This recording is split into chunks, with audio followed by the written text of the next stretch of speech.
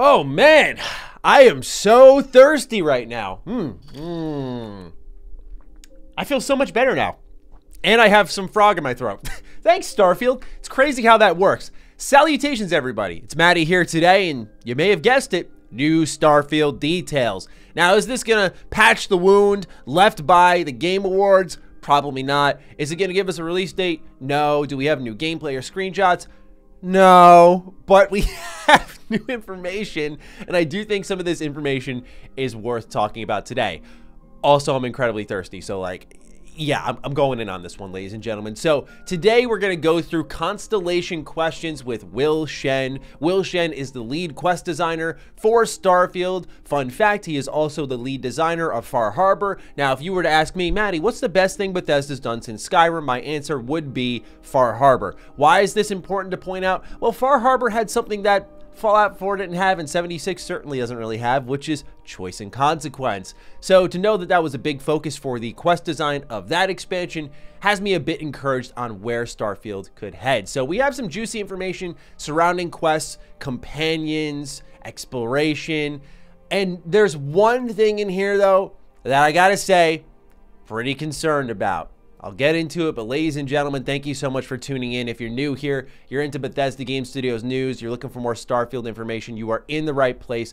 Please consider subscribing. With that, let's begin at the top, talking about random encounters, the thing that I am a bit concerned about. So the way that Will describes this is that random encounters are now whole locations on the planets you explore. So for example, you could go to an outpost, discover a group of people with an issue. This would be different from just, say, one person dropping by you in the wasteland in Fallout 4. And the issue that he describes is maybe they have a member of their group that's been kidnapped and they point you to another location. So then they place that person in this dynamically created settlement in a dynamically placed dungeon, his words, not mine. And that's sort of your quest line. What is this, ladies and gentlemen? It is an evolved form of the Minutemen quest line from Fallout 4. So they're taking that technology, they're evolving it where it's now locations, dynamic settlements, and dungeons, and I just don't know how to feel about that. To me, that was one of the weakest parts of Fallout 4. It gave the game more of a focus on quantity, not quality approach, and I would rather almost the Mass Effect 1 approach, where you'd show up on a planet, you'd find maybe one outpost in the middle of nowhere, and there's a little storyline attached to it. But instead here, because there's going to be so many planets, a lot of them are going to be filled with these dynamic settlements and dynamic dungeons. What this means is this game will, I think, undoubtedly have its own version of another settlement needs your help. I'll mark it on your map. I just don't know how I feel about evolving that technology, because that's what it sounds like to me. Instead of one person, it's a group, and you're going to dynamically placed objectives on your map, and instead of just objectives, they're whole-on settlements and dungeons. Will it give us more to do? Sure. And am I totally open to playing it through and seeing what that's going to be like?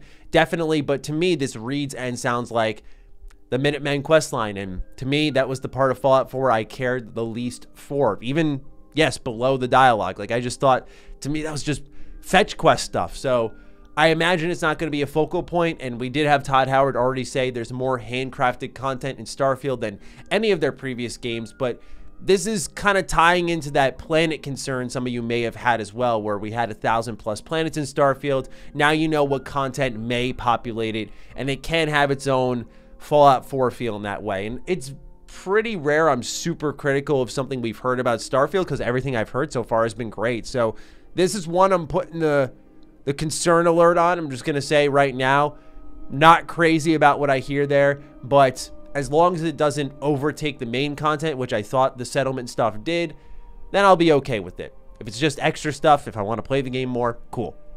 But with that, ladies and gentlemen, let's keep moving on. The next thing that Will spoke about was the main quest line. So one of the questions that he was asked was about our solar system, and will we go back to that? And he does confirm that you do this early in the main quest, and you go back to our solar system, which they call the Old Neighborhood. I thought that was pretty cool. And you're investigating what happened to Earth. And eventually you go to Mars, which is an early settlement that humanity created when they had left Earth, and it is called Cydonia. You actually see a little bit of that. They gave context to an image we have already seen. So this location that you're seeing on screen right now is Mars.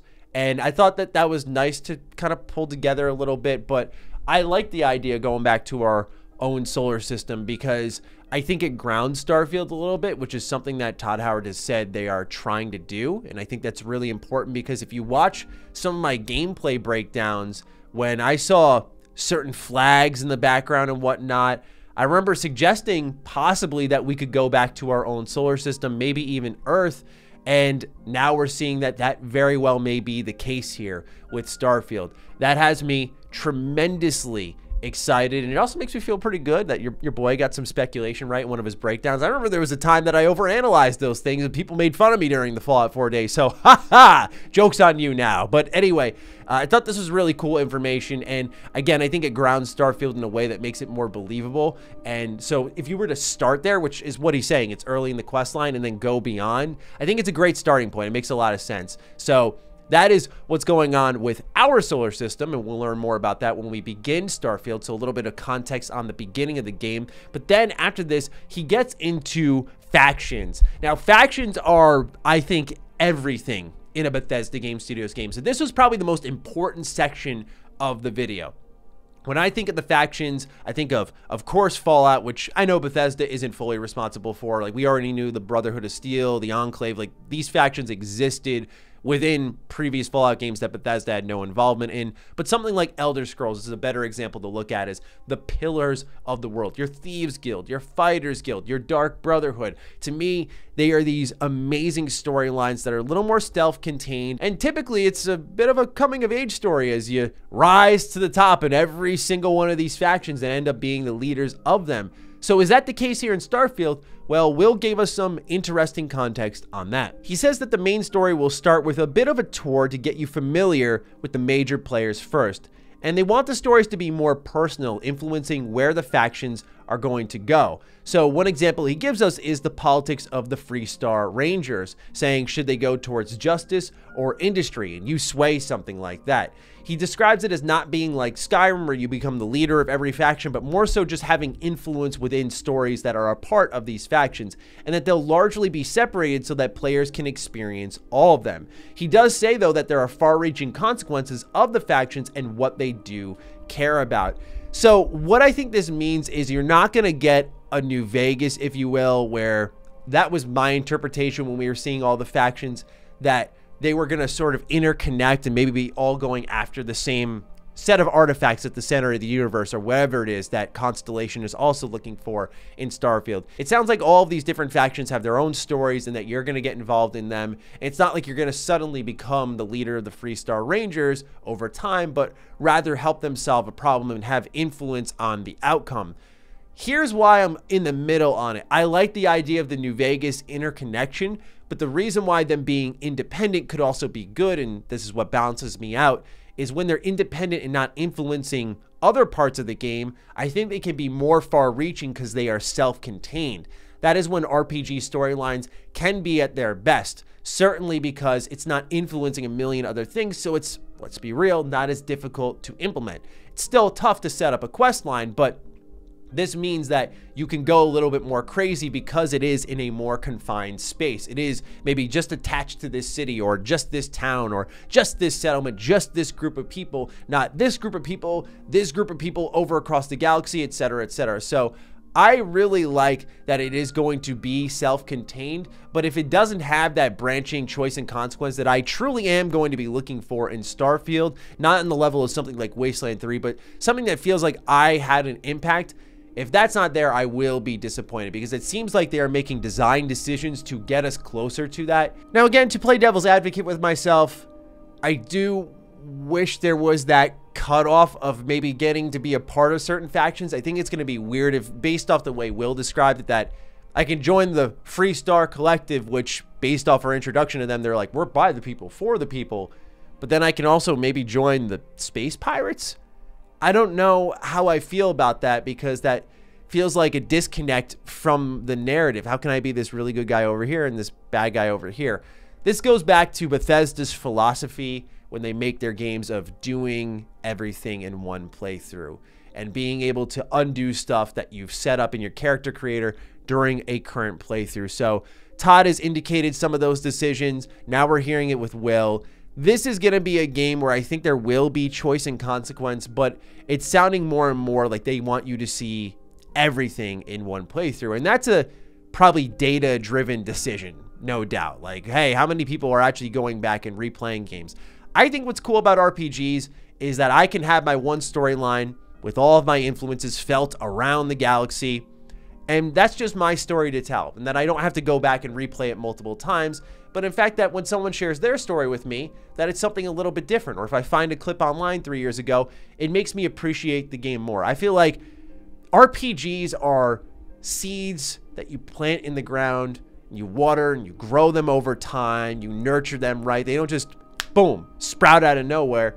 That love grows over time, and I think it's through things that you miss in this particular genre. So I am a little uncertain on that, but I also respect that not everyone wants to play the game like me, which is multiple times through. Not everyone has time for that, so I get why Bethesda's doing it. The last thing they get into are companions. We've already seen one companion in Vasco.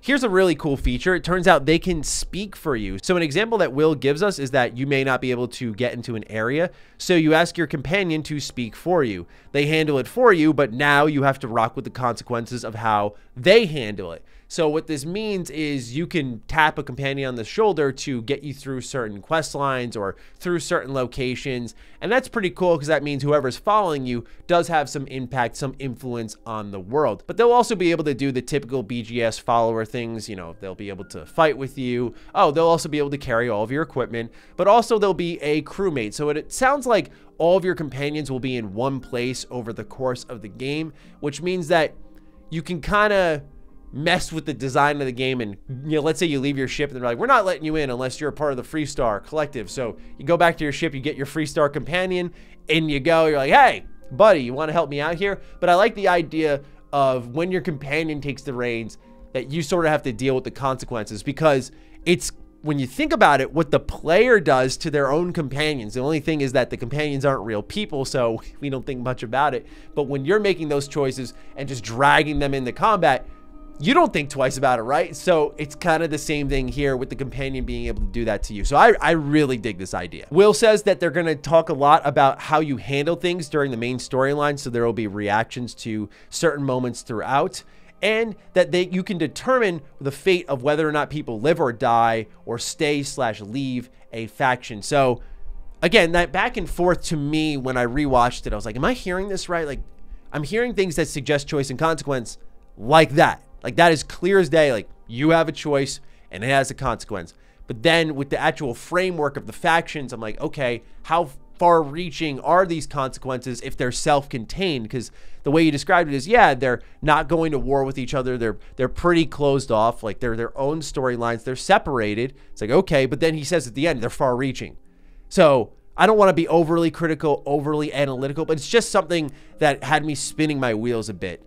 But overall, I like the transparency. I like what they're saying still. It's just I'm hearing a little bit more Fallout 4 energy in this video, in the quest structure. So we'll see how it goes. Certainly what I plan on doing when I'm playing this game is saving my game before major choices if I have a feeling they're coming, and replaying the quest line to see two different outcomes. And we'll see how that goes. Because I saw some people do it with Fallout 4, and it was just kind of embarrassing how quickly things reconverged back to the same talking point. So, ladies and gentlemen, I leave it in your hands. Let me know what you are thinking in the comments down below. Other than that, follow me on Twitter, follow me on Instagram. Those links are in the description down below, as well as my Patreon. Do consider supporting that, as it fuels all of the content I create here. Stay sexy, stay active. I love you all. Peace.